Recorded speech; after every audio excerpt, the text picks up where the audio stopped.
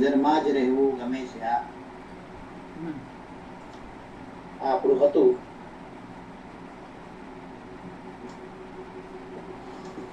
તો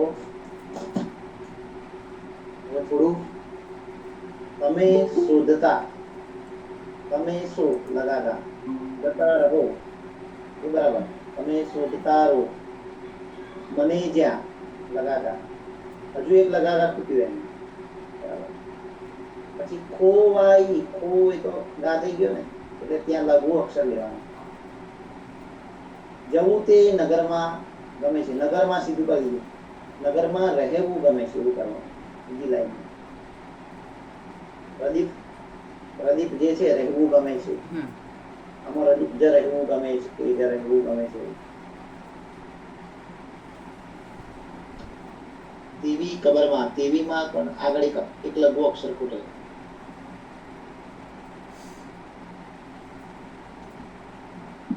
તમે જ રહેતા, તમે જ એટલે જો જ અલગ છે, રહેતા લગાગા થાય, પણ તમે જ એટલે લગા લ થઈ જાય. ઓવ જેમાં એટલે ગાતા ગાતા લખવાનું હંમેશા. કઈ પણ કવિતા લખી તો પણ ગાતા ગાતા લખવાનું. એ ગઝલ ગાતા ગાતા એટલે તમારો છંદ તૂટે નહીં. તમે મારા વિશે ફેલાવતા રહો, ફેલાવતા એટલે ત્યાં છંદ તૂટ્યો. તેવી ખબરમાં જ રહેવું ગમે છે, ને તેવી ખબરમાં, ને એવી ફિકરમાં. આગળ એક લઘુ અક્ષર ઉમેરવો પડે, તેવી ને એવી આગળ. એવી ઉંમરમાં જ રહેવું ગમે છે, ત્યાં પણ એક લઘુ અક્ષર પહેલો મૂકી દેવો પડે. અનામીને, અનામીને એટલે લગાગા થઈ ગયું, લગાગા. એટલે ને કાઢીને અનામી પિયરમાં જ રહેવું ગમે છે, એ રીતે થશે. તમારાથી રહું હંમેશા નાની, હંમેશા ગા ગા ગા, નાની ગાલ અથવા ગા ગા. લઘુ અક્ષર હંમેશા જાળવવાનું.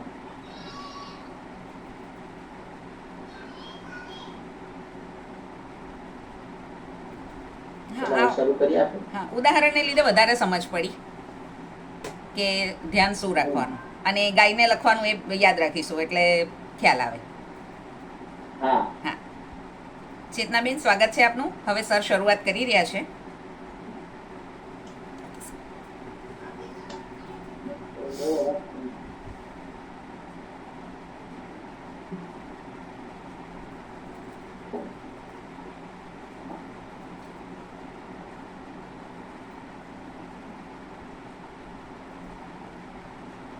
ચાલો આપણે લઘુ ગુરુ અક્ષરોનું બંધારણ.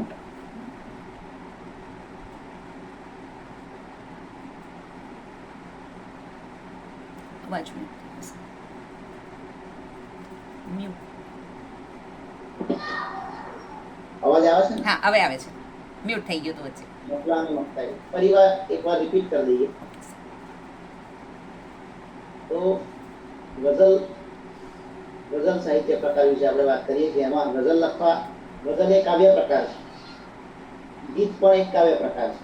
એવી રીતે ચોપાઈ, દુહા આ બધું કાવ્ય પ્રકાર હોય. ગઝલની અંદર શું હોય? છંદ હોય, બંધારણ હોય, મીટર હોય, બરાબર.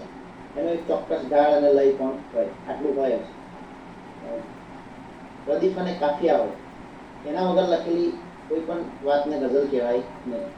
એટલે ઘણા લોકો આ છંદસ લખતા હોય પછી કે મારી ગઝલ, તો એ ગઝલ ના કહેવાય, એ વાક્ય જ ખોટું છે. એ કાલે તમે સમજ્યા એટલે ખ્યાલ આવે. ગઝલમાં શું હોય? તો આપણે 5 વાતો મુખ્ય છે. પ્રદીપ અને કાફિયા. જે પ્રદીપ એટલે જે શબ્દ મિશ્રાના અંતે આવતો હોય અને એ ક્યારેય બદલાય નહીં, એને રદીપ કહેવાય. દાખલા કે છે, આવે છે, આપે છે, માંગે છે, લાગે છે. તો છે એ શું થયું? રદીપ થયું. ત્યારે આવે છે, માંગે છે, લાગે છે, આપે છે. આપે, લાગે, માંગે, આવે, આ બધા કાફિયા થયા. કાફિયા એટલે પ્રાસવાળા શબ્દો. પ્રાસવાળા જે કાફિયા હોય છે એમાં કાફિયા આકારાંત હોય. આકારાંત એટલે આવા, મારા, તારા, ની પાછળ આ બોલાય છે એટલે આકારાંત કહેવાય. એનો એન્ડિંગ અંત ક્યાંથી થાય છે? આકારથી થાય છે. પછી ઈકારાંત કાપ્ય હોય એટલે કે એવી, જેવી, એવી પાછળ ઈકારાંત થી પૂર્ણ થાય છે એટલે ઈકારાંત હોય. એકારાંત હોય તો એ, તે, છે, મેં, એવી રીતે એ બોલાય પાછળ. કાલે, સાંજે, બરાબર, તો કાલે એ બોલાય છે, સાંજે એ બોલાય, એકારાંત કાપ્ય કહેવાય. એવી રીતે ઉકારાંત કાપ્ય હોય. કાળું, ધોળું, કાળું, અળું અળું અળું અળું એટલે પાછળ ઉ બોલાય છે એટલે ઉકારાંત કાપ્ય. આવી રીતે કાપ્યા કયા કારાંતના છે એ સમજવું ખૂબ જરૂરી છે. જો તમે કાફિયાનું કારાંત બદલી નાખો તો એ ચાલે નહીં. એ ગઝલમાં ફરજિયાત એ રીતે પ્રયોજો.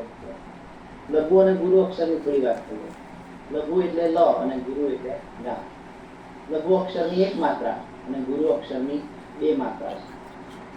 લઘુ અક્ષર કયા કયા લઈ શકાય તો ક થી જ્ઞ સુધીના બધા સિંગલ અક્ષરો સ્વતંત્ર છે, એ બધા લઘુ અક્ષરો છે. તદુપરાંત રસ્વઈ અને રસ્વઉ વાળા બધા અક્ષરો લઘુ લેવાય, બરાબર. બાકીના બધા ગુરુ અક્ષરો છે. હવે થોડી છૂટછાટની વાત કરી લઈએ કે બીજા લઘુ અક્ષરો કયા લઈ શકાય. તો એ એકાક્ષરી હોય, માત્ર એક જ અક્ષર હોય, એક જ અક્ષરનો શબ્દ, જેમ કે માં, હા, એ, જે, ના, આ, છે, છું, આવો એક જ અક્ષર હોય, એક શબ્દ, જે તે, આ, એ, આવો એકાક્ષરી હોય. એ બધા અક્ષરોનું પ્રારંભિક માપ ગુરુ થાય, પ્રારંભિક માપ એનું ગા થાય. પરંતુ આપણે એને લઘુ અક્ષરમાં પણ પ્રયોજી શકીએ, લઘુ અક્ષર તરીકે લઈ શકાય. છૂટનો નિયમ છે. હવે બીજા એવા લઘુ અક્ષરો કયા લઈ શકાય તો પ્રત્યયો. પ્રત્યયોમાં માં અને કાનો અને અનુસ્વાર. માં, થી, આથી, તેથી, સાણસીથી, હાથથી, પગથી એટલે થી પ્રત્યય. પછી ને, આને, તેને, ને, ની, નું, ના આ પ્રત્યય છે જે સંબંધ દર્શાવે છે. કોઈ પણ વસ્તુ કે વ્યક્તિ કે પદાર્થ વચ્ચેનો સંબંધ બતાવે. આનું, તેનું, માનું, પપ્પાનું, મમ્મીનું, તેની, તેનો, તેનો ભાઈ, તેની બહેન, તેનો, ની, નું, ના આવા જે નો, ની, નું, ના, માં, આવા જે પ્રત્યયો છે એ પણ આપણે એકાક્ષરી છે, એક જ અક્ષર છે. તો એને પણ આપણે લઘુ અને ગુરુ બંને અનુકૂળતા મુજબ પ્રયોજી શકીએ. આટલી પ્રારંભિક વાત છે કે લઘુ અને ગુરુ અક્ષરો કયા કહેવાય. પછી આપણે થોડું આવર્તન વિશે શીખેલા કે ના થોડું આપણે લઘુ અક્ષરો માટે આપણે થોડી પ્રેક્ટિસ કરવી કે બસ, કર, સમ, રચ, રમ, કર બંને અક્ષર લઘુ છે. લ, લ તો લ, લ બે ભેગા થાય તો ગા થઈ જાય. લ, લ બે ભેગા થાય તો ગા. બે લઘુ અક્ષર ભેગા થાય એટલે ગા થઈ જાય. એનું પ્રારંભિક માપ લ, લ થાય પણ એનું સંયુક્ત માપ એનું મીટર થાય ગા. ત્રણ અક્ષર લઘુ ભેગા થાય તો લગા થાય. અસર પણ આપણે શું બોલીએ અસર એટલે લ, ગા. કબર, લગા. જીગર, લગા, બરાબર. નજર, લગા. શરમ, લગા. શરત, લગા. આની આપણે વાત કરીએ. પછી ચાર અક્ષરો લઘુ, સતત ચાર અક્ષરો લઘુ હોય. દાખલા કે સરબત, કસરત, અજગર તો દાગા થાય. બે લઘુ અક્ષરનું માપ ગા અને બીજા બે અજગર, ગા, ગા આવી રીતે.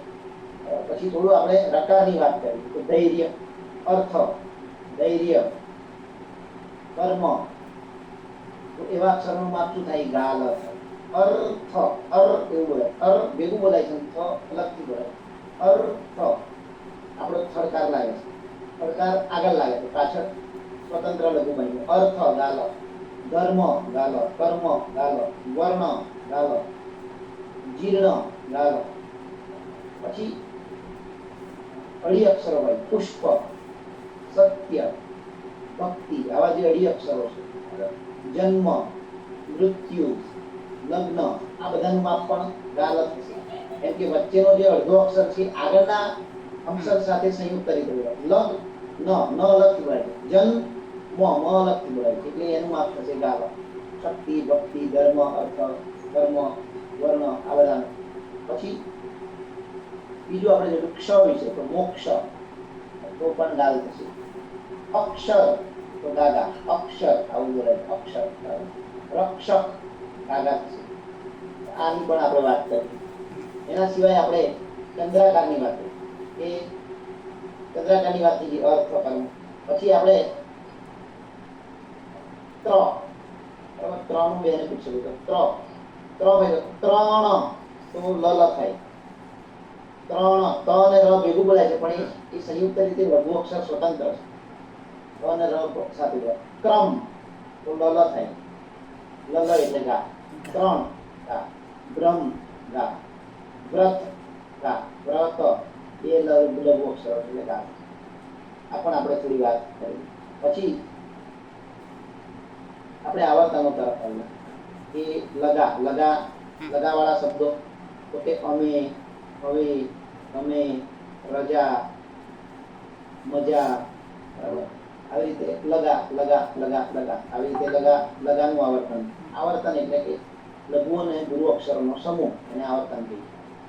અને વધારે પડતો સમૂહ એકનો એક સમૂહ ભેગો થાય તો એને બહેર કહેવાય. બહેર જે છે એ છંદનું બંધારણ છે.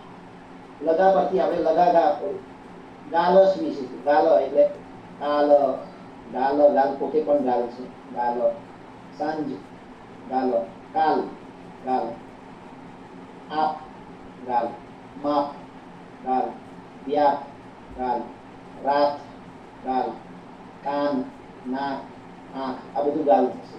આની પણ વાત કરી. પછી આપણે લગાગા વિશે શીખેલા કે અમારા લગાગા બરાબર. હવે તો લગાગા. મળે છે લગાગા. કરું છું લગાગા. પહેલો અક્ષર લઘુ ને બાકીના બે. આવી રીતે આપણે ક્રિયાપદોની પણ શબ્દો લઈ શકીએ. કોઈ પણ શબ્દનું માપ આપણે આ રીતે મગજની અંદર વિચારીશું તો એનું માપ ખબર પડે. ત્યાર પછી આપણે ગાલગા વિશે. ગાલગા એટલે આપણા. ઉતરું ગાલગા. જિંદગી ગાલગા. ગંદગી ગાલગા. આકૃતિ ગાલગા. પ્રકૃતિ ગાલગા. સંસ્કૃતિ ગાલગા. વિકૃતિ ગાલગા. પછી સાદડી ગાલગા. ગોદડી ગાલગા. ખાટલો ઊંટલો. તો વચ્ચેનો અક્ષર લઘુ છે ને આગળ પાછળના જે બે પ્રથમ ને અંતિમ અક્ષર એ ગુરુ છે એટલે એનું માપ થશે ગાલગા. આ રીતે આપણે થોડું શીખેલા. આ નવા જેટલા પણ જોડાયા છે એમના માટે ફરી મેં રિપીટ કર્યું. અને કાલે આપણે જે છંદ શીખેલા એની એક વાત કરું કે આપણો પહેલો છંદ છે મુતકારીબ છંદ. મુતકારીબ ગ્રુપમાં પણ લખેલો છે. મુતકારીબ છંદનું બંધારણ છે લગાગા લગાગા લગાગા લગાગા. हमें और जीने की चाहत न होती अगर तुम न होते तो हमें और रजीने हमें और लगागा रजीने लगागा की चाहत लगागा न होती लगागा. अगर जो अगर ત્રણ લઘુ અક્ષરો એટલે એનું માપ થશે લગા. अगर तू न होते अगर तुम लगागा न होते ને ફરી વાર અગર તુમ ન હોતી એ રીતે લગાગા. એને આપણે એક અંદર તમારી અસરમાં રહેવું ગમે છે આવું લખેલું. અને આપણે એને ગાયેલું પણ કર્યું. તમારી અસરમાં જ રહેવું ગમે છે. તમારી નજરમાં જ રહેવું ગમે છે. આ છંદ આપણે શીખેલા અને એની એક પંક્તિ પણ આપણને આપણે આપેલી. તો મોસ્ટલી તમે એમાં સક્સેસફુલ રહ્યા છો. આજે મારે બીજા છંદ તરફ જવું છે અને એ છંદ છે મુતદારીક છંદ. લખજો મુતદારીક. પેલું કાળીબ હતું હવે મુતદારીક. મુ અડધો ત દા રી મુતદારીક.